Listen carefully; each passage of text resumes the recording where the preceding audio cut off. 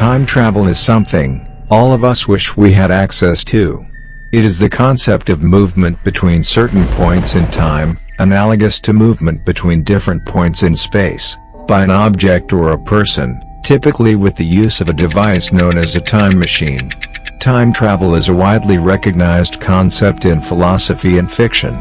But these things are still a subject of mystery for humans.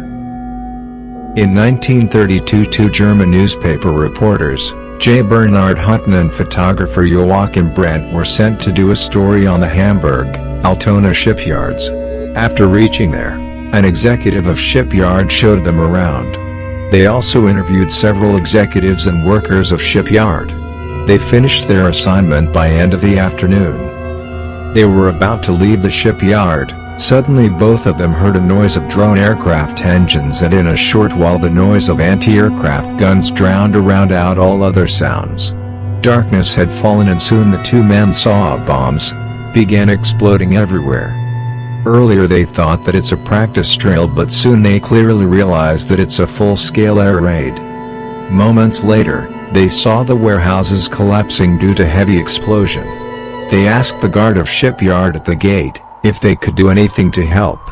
They were told to leave the place as soon as possible. They rushed to the car immediately and drove back to Hamburg. Although the sky had been dark throughout the attack, they were surprised when they stopped their car and looked back towards the shipyards. The sky was cleared and the city looked unharmed in the fading daylight. The Brandt was clicking pictures all the time during the air raid. When Brandt's photographs were developed after reaching newspaper office, they showed nothing unusual. There was no evidence of air raid had destroyed the area, as they had witnessed. A newspaper editor heard their story and report. He accused them of being drunk on the job. He dismissed their story. Just before World War II started, Bernhard Hutton left Germany and moved to London.